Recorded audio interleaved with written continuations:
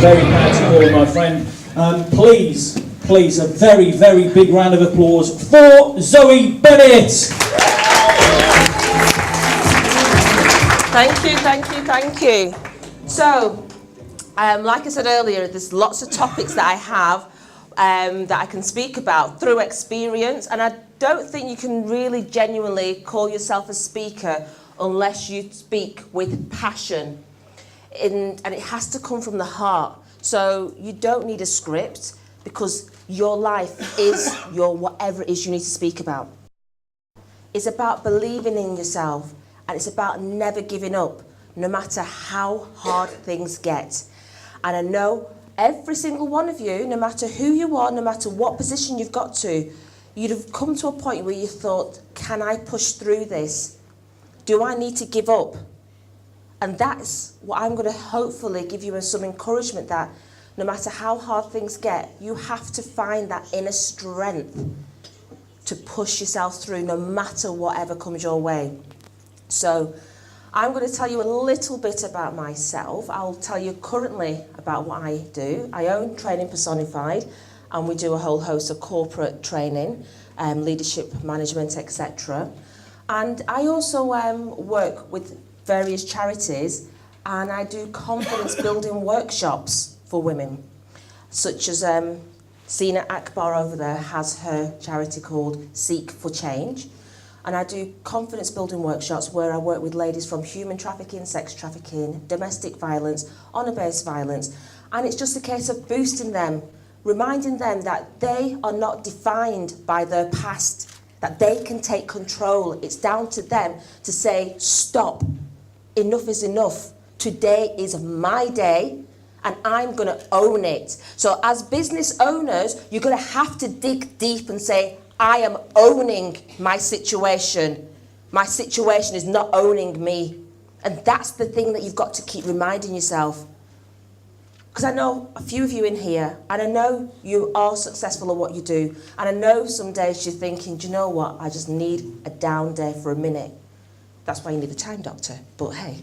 So also I am the ambassador for the Women and Families Resource Centre in Wolverhampton, and I do a lot of work there as well with those ladies. And I'm there just for a supporting arm, and I'm also the National Ambassador of Chutney and Chat. So it's about trying to bring people together. For me, my life is about trying to help other people, to help themselves, to help other people. I want it to be a snowball effect. Now, if all of us have that kind of attitude in this room, we will all together soar together. We will strengthen one another. We will increase our business based on the strength of our relationships. Networking is not just about going into a room and saying, I sell flights to the Caribbean. It's not just about that. It's about building business relationships. And as soon as you remember that and you get that first and foremost into your psyche, things will change. Because like I said to you earlier, utilize the people that you are building business relationships as your marketeers. But they only can be your marketeers if you get your message across properly. So when you're doing your elevator pitch, it has to be who you are, what you do, what value you give to people, and also who you're looking for, and encourage them to come and speak to you by giving them that valuable nugget of value that you can give. Do not sell, do not do buy my stuff. And this is what a lot of businesses, the mistake is, they go into a networking room and they just try and sell. You need a flight to the Caribbean, you need this, you need that, I can get it for you. No. Find out about that person first. Ask them, who would you want me to connect you to? And then actually it breaks everything down and it becomes more personable where you're helping one another. So always remember, it's business relationship building. That's really the true essence of networking. And it might feel to you it's a long slog, but nothing comes easy. Nothing comes easy, and it might surprise you. By building those relationships, you will then create strategic partnerships. I have several strategic partnerships in here. I do contra deals. So you're probably thinking, what's a contra deal? My service is my skills. I trade it for other people's services and their skills. So for argument's sake, I'm going to use Pamela as an example. It was my birthday last week, and guess what? I actually got a red velvet cake that's worth a lot of money for free. Why? Because Pamela comes on my courses for free. So that's what I'm saying, strengthen one another. Strategic partnerships.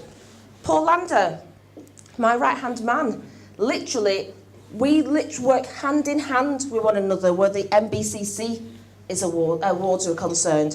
He does all the digital because my strength is not digital. It's not. Find somebody who has the strength that you don't have. Give them the strength that they don't have. And together you will be strong in a bond, and then you can enhance your business. You know, I'm a chatterbox, so it works perfectly for him. Do you know what I mean? So that's what I give him, being a chatterbox. There you go. I'm sure I'll give you more value than that. Abid Khan, legend. Yeah? I actually want to reserve the legend for Mr. Awan, but Abid Khan, honestly, without this guy, he keeps me grounded and he actually kicks me in the butt from time to time, which is really great because he's not afraid to tell me the truth. And that's what you need. You need people around you don't just nod at you and just say, yeah, what you're doing is right, or yeah, it's fantastic. No, you need people to give you constructive criticism. And that's the only way you can develop yourself as not only a great business person, but as a great person first and foremost. Once you yourself are grounded, then you can then enhance your business. Without being grounded yourself, without being objective as opposed to subjective, things will never change. If you feel that everything that you say, everything that you do is right, no matter what someone else is giving you advice for, you are never going to excel beyond where you are. You have to be open. And that's where I'm saying you have to be objective. Step back away from your personal experience and look at it from outside looking in, as opposed to, I will do what I want to do because I think it's the right way to do it. You can't tell me what to do. Forget that. Leave your ego at the door, because that is not going to pay your bills when ultimately you want to soar and get profits for your business. Being open to changing if something's not working for you. If it's not working, change the direction. And that's the key of being objective. You know, sometimes you start down your business journey and you don't always end up at your final destination on the same path that you started. I've started training Personify, but I do more speaking. I do international speaking too. And that was not a platform that I actually planned for myself. It actually came, but I didn't say no to it. Like Richard Branson, just say yes to every opportunity. You don't know where it's taking you. So I said yes. So not only do I speak in schools, not only do I speak with apprentices, and not only with business people, I speak on worldwide platforms. I was on a stage with the CEO of AT&T worldwide. You know, how often can you say you're there? I'm going to be in India in May. So my path, like I said, was not speaking. My path was not the MBCC Awards, but I went there because I want to leave my children with a legacy. I want my children to feel safe when they walk the streets. And the only way to do that is to set examples and show people how to work together. So if I'm saying that's what I want, step up and do it. Don't wait for the next person to do it. If you want to make a difference in your business, step out of your comfort zone and do it. So I'm going to tell you about I'm going to briefly tell you about my adverse story. When I was younger, I was told I would amount to nothing by the teachers. I was told what happens in my day, they have to send to the actual colleges your estimated grades. They sent to the colleges Fs all the way across the board for me. I used to truant because I was bored at school. I could do the stuff. I was just bored, so I never went. I used to go away and just doss on the streets. Well, came back, didn't study, didn't do anything. I took my actual exams and I got A's, B's and C's. But it was too late for me. Far too late for me to go to the college that I wanted to go to because they'd already sent through the estimated grades. It doesn't matter what you get, you go to what they've estimated. So I ended up having to move from Preston, Lancashire at 16 years of age all the way down to Nottingham just to get into a college. I got really sick and my dad brought me back, and I started a different course in Preston College 5 months into the course starting. So what's the likelihood of me actually finishing and passing it? It's next to nothing. So out of 24 people in that class, only 5 people passed, and I was one of them. And it was only that moment that I realised that I am capable of this. I don't need anyone else to define me. The people that gave me the Fs, they can't define me. Only I can define me. Only I can put the effort in. Regardless of whether they think I'm good or bad, that's irrelevant. I have to know I'm good. That's what you've got to tell yourself. When you're there on your journey of your business, you've got to tell yourself that you can do it, you are good. And you're starting from a good place, and you're starting from a considered place. There's no point going into business without having your complete business plan there, without looking at the pitfalls as well as the advantages. You've got to look at all aspects of it. It's great having the idea, but you've got to look and see, is it something that's going to be sustainable? You know, is it something realistic? Is it something that people need? And what is it that you're going to do to stand out? What is your unique selling point? You have to sell yourself. Don't wait for other people to sell you. Because without that, without your confidence within yourself, how can anyone else be confident within you? You know, you have to trust in what you want, but not just trust in it, you have to make it a reality. No one's going to give you anything. Very far and few between that happens. It happens from time to time, but why would you take that chance? Why don't you then take control and say, this is what I want, that's what I'm going for, it's mine, I'm going to own it. And you have to tell yourself every day, I'm owning it. No matter how good, how you have down days, you have up days, whatever day you have, own your day. Own it. Because without doing that, no one's going to own it for you. No one's going to keep it ticking over for you. So when you're thinking enough is enough, just push yourself that little bit more. So luckily, throughout growing up, I had a fantastic mentor, and I advocate mentors. I used to, in my head when I was younger, you know, when you're young, you don't listen. It was, oh gosh, I can't stand any more lectures. Oh my gosh, here we go again.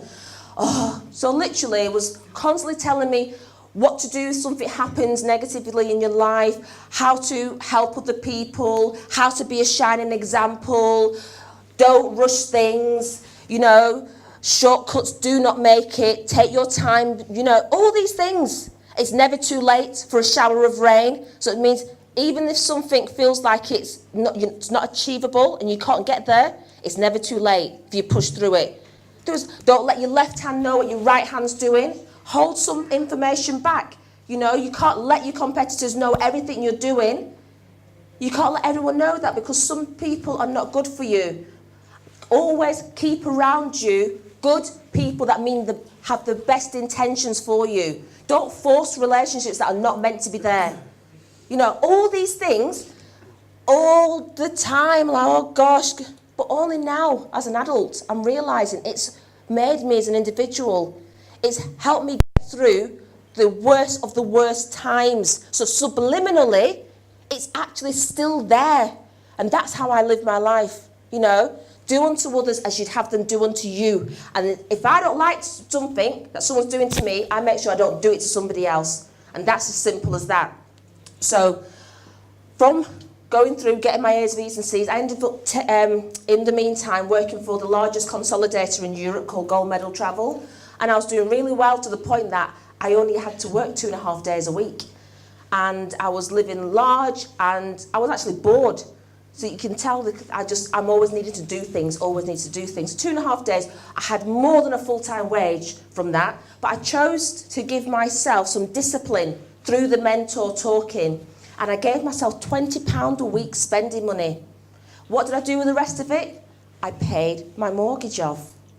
And I also put myself through university and got my master's in tourism management. And I was bored again, so I left something that was 2.5 days a week, really easy, could have a fantastic life. and I actually went to the Jamaica Tourist Board. So I was responsible for from Scotland all the way down to Northampton, Ireland and Wales and Isle of Man. So I used to take travel agents out, I used to have to put events on for them. I was the account manager, everything rolled into one. I had to go to the community, so whether it was in Sheffield, in Manchester, in Rugby, in Nottingham, I had to go and then speak on the weekends and be the dignitary and stand in for the actual High Commissioner of Jamaica and be the face of the people.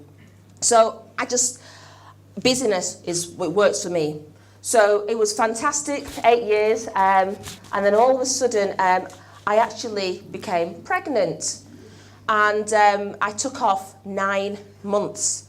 But because I took off 9 months, my actual employer was actually livid with me. And from that moment, because I took off a few months too much, started making my life hell.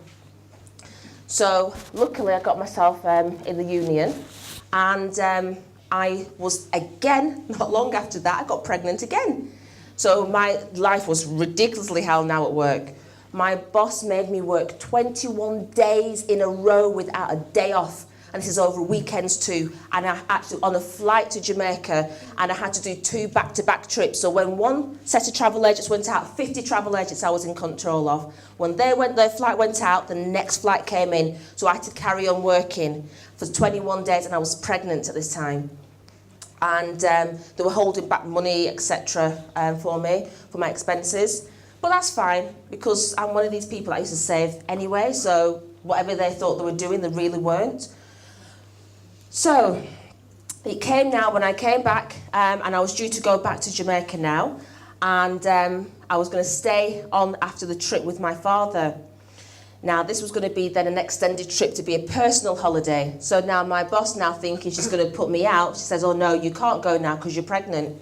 I was pregnant when you made me work 21 days. So anyway, I had my annual leave booked, didn't end up going, fine by me, because I actually was tired, exhausted. I actually received on the 17th of December a telephone call that my father had been stabbed. So I just thought, okay, I thought not too much about it. I was upset, of course, but I just thought, okay, he's going to go to hospital, he'll be fine.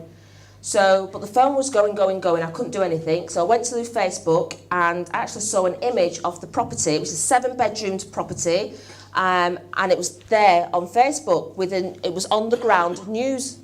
And how likely is that? I've never seen that news article before, forget my dad's story, and I've never seen it since. And it was there on the screen, 59-year-old man, bludgeoned to death. And I'm like, the house, 59, my dad's age.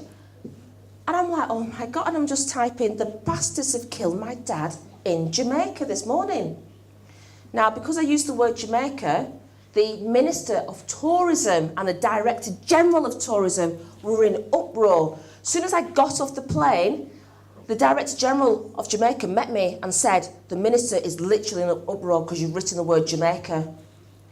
Yeah, so long story short, I had to go through lots of battles it went into the Daily Mail, and it went into lots of publications, national publications. Every single time it went into the paper, I never actually gave any quotes, ever. They kept charging me every single time for anything that was posted anywhere, even if it didn't even relate to the tourist board. People were saying, it's a shame that poor man was murdered. That's the problem over there. Jamaica's very dangerous. Just for that, I was being charged by their solicitors. There was lots of hundreds and hundreds of different charges because there's so many different comments. I was pregnant still at this time, and they said that I had to come to the actual office, and if I didn't come to the office for a disciplinary, they're going to give me another charge again. And the day after my dad's funeral, they wanted me there. They told me that I wasn't allowed any time off to grieve also. They denied my annual leave. They made me see occupational health. They just harassed the heck out of me. But me being me, and I'm having all these teachings in my head, and don't let anybody push you beyond your limits. Don't let anyone manipulate your emotions. And I chose as well, another one is passion, not emotion. So I switched it from the get-go. So as soon as I knew my dad was dead, it wasn't a case of poor me. I had to go into the mode of I have to get these things done no matter what my emotion levels are. And sometimes you're going to have to do that through business. No matter how much you're feeling and you're upset, or somebody said something to you don't like, or a customer is saying, well, I'm right and you know them wrong, sometimes you just got to push through it. And you have to just do what you've got to do to get the job done. Simple as that. So I got the job done. Eventually, I took them to the employment tribunal, and I won on all counts. And they had to pay me out as well. So imagine being paid out from the government of Jamaica. I did it. But if I had listened to everybody along the way telling me you cannot beat the giants, I wouldn't be stood here today. In the meantime, I was having death threats. I was having to find the murderers of my father's paying private detectives. And the MP, Gavin Williamson, he had to step in and chair a meeting at the House of Commons and the Foreign Office for me just to save my life, because I was actually getting death threats. And in the end, he sorted all that out for me. But the point of what I'm saying to you is that no matter how hard things get, sometimes you have to stand up. And your life is worth it. Other people's lives are worth it, that you have to stand up and say, my business may not be going the way that I want it to go, but I'm going to stand up and I'm going to fight for what I know I can do and I can achieve. So no matter how hard things get, just remember, it could be far worse. It really could be far worse.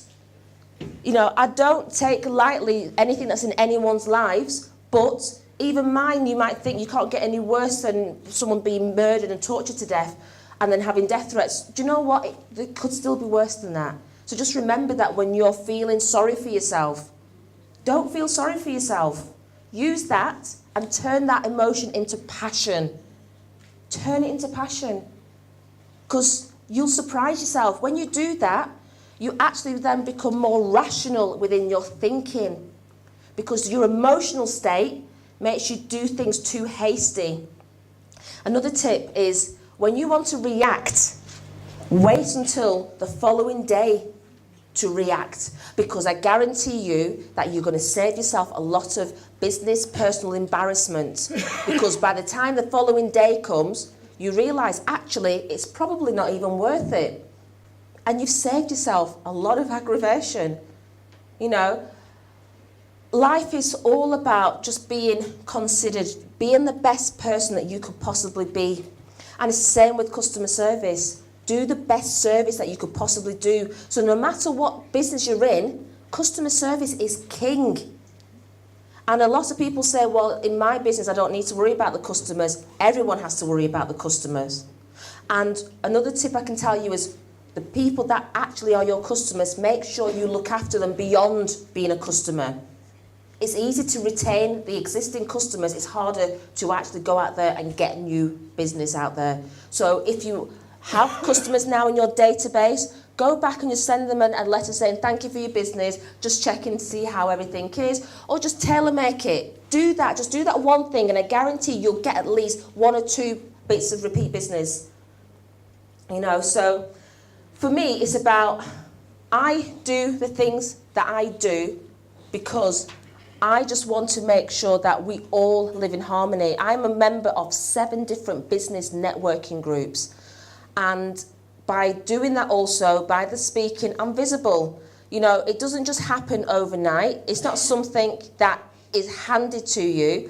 But when you're being visible, you have to be mindful of how you come across. When you are your face of your business, which all of you are, you have to be mindful. When I do my public speaking workshops, I have to remind people that you have to dress appropriately. You have to talk appropriately in a given situation. And some people just think, well, oh, well, they'll still buy from me no matter what. No, you have to adapt yourself to your environment. And that's basically what you have to do. But I could stand here and I don't know how long I've been talking for. Another round.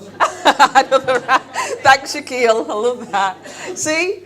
So, before I go, what I want to just share with you is how do I pump myself up? Yeah? How do I get up every day and people say, well, how come you're always here, there and everywhere and you're doing all sorts of things and you're happy and whatever else? Do you know what it is? I actually give myself and do affirmations. Does anyone do affirmations? Wicked. I want to tell you what I do at night. This is really key.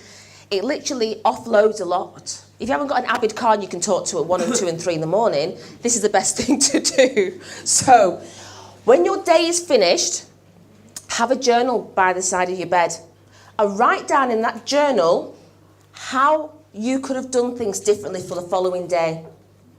What you've done today, the interaction, how that interaction could have been better. Always start with what you could do better and write that down. And then, after that, you need to tell yourself what were the great things, what were the good things that you did. Whether it was just going to the actual proper place when you cross the street, yeah? As opposed to just doing some jaywalking, just something as simple as that. Just give yourself credit that you did the right thing for the day. Once you do that, you offload a lot of weight. And it takes out the pressure in your head when you're actually overthinking things. Another reason as well why you should do this is that after a year, if you actually do that and you write it down, you've got a book in the making. It's true, you know. So that's what I do at night. Now in the morning, the affirmations that I do are, I am awesome. Today is my day. My past does not define me. But I don't do it like that, because you have to give it well, you have to do it from your gut. So I'm going to move the mic and I'm going to tell you what I do. So I say, I am awesome. Today is my day. My past does not define me. And I say that until I believe it and I'm pumped for the day. And that's why you see me out there, whether on Facebook or wherever I am, pumped and always happy, because do you know what? I believe that today is my day, and I believe that I'm awesome, that nobody can tell me otherwise, and that's how I do it. So I want to...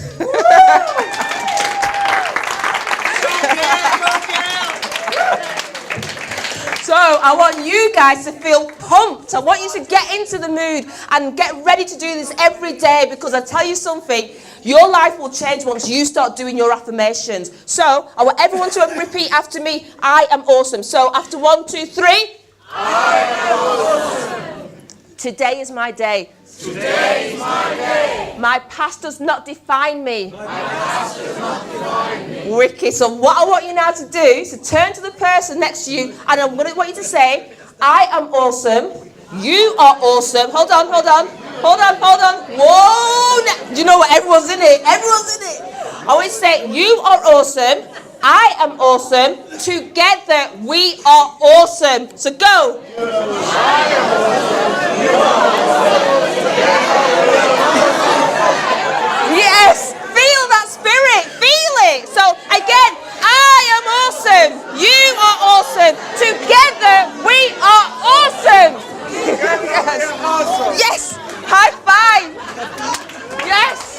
High five, Mr. Awan. I'll leave you hanging. Yes, we are awesome. So yes. So you're feeling it. You feel it. Listen, next week when you're back at your jobs, in your business, you're going to feel that spirit. And when you're feeling that spirit, your customers feel that spirit. When you're around people, people call me inspirational, motivational, and they say they feel that too because of the spirit I give myself. Give yourself the spirit. Thank you.